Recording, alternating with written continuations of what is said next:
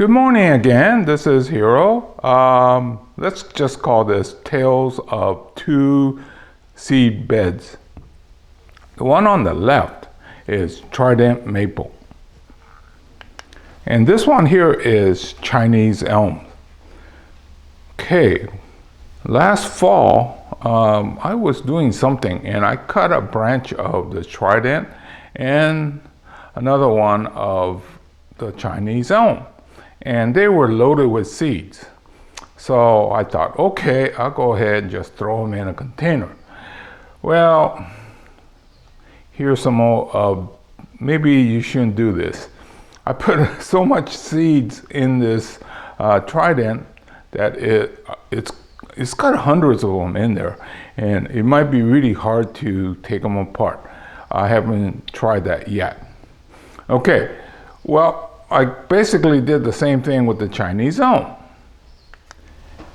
Very early in the season, I went to check, and this thing was almost like the Trident. A lot of little seedlings came up. Well, unfortunately, a frost came by afterwards and wiped out everything. So now I'm down to 4 when it basically should look like this.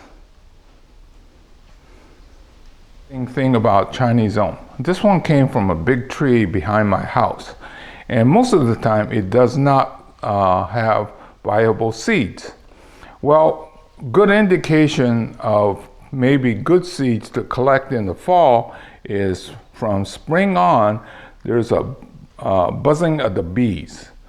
I mean, you could actually hear it going buzz, buzz, buzz, and usually after that, in the fall, you have the seeds that will germinate into new plants.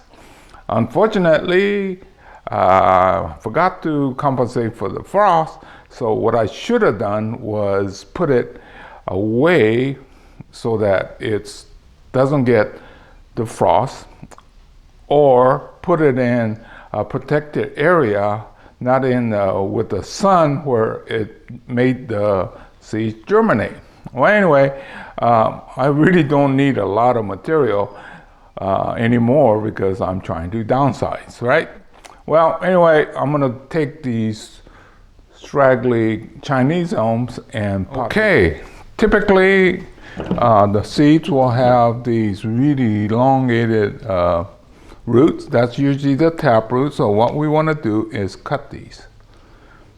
We want to work with the more surface, so cut these just lightly, just so that it changes the direction of the new roots, and pot them up.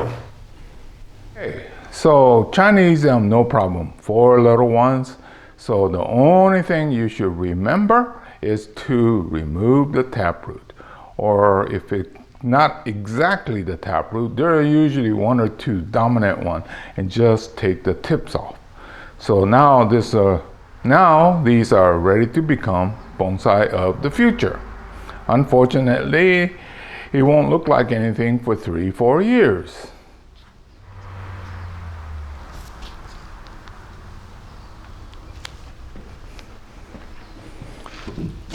So we'll just go ahead and take some more out here, like this, okay? Like I said, not a good idea. Just in that little clump there, look how many is coming out.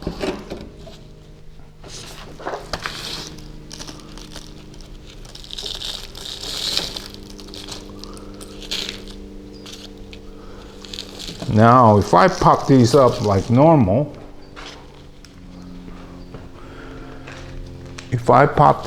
as normal, then I will need a lot of space, right? So, what am I going to do with all this?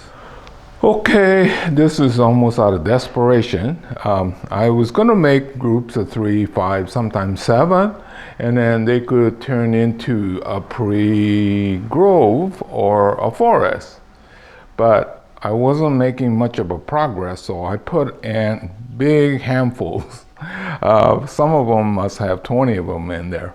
Okay, Well, the only thing I did was I took them out and removed the taproot so that it will become ready.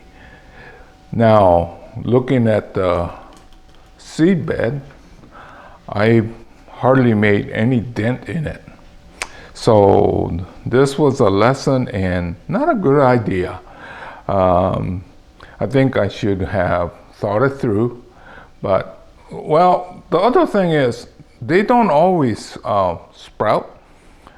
Just because you put 100 seeds in, sometimes they don't come out. Well, this one I put in thousands of seeds and it all came out. So that's the problem I've got right now, is how to deal with so many plants.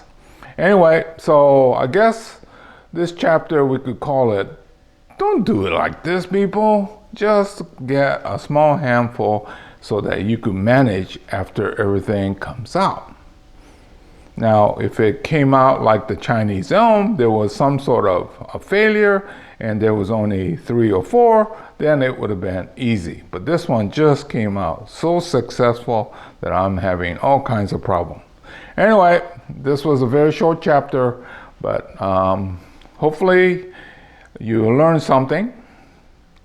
You got a great mother plant, you could have a lot of plants. And other times when the frost hits a little late, you got nothing. Okay, so this is Hiro saying goodbye. I'll see you again real soon in another chapter.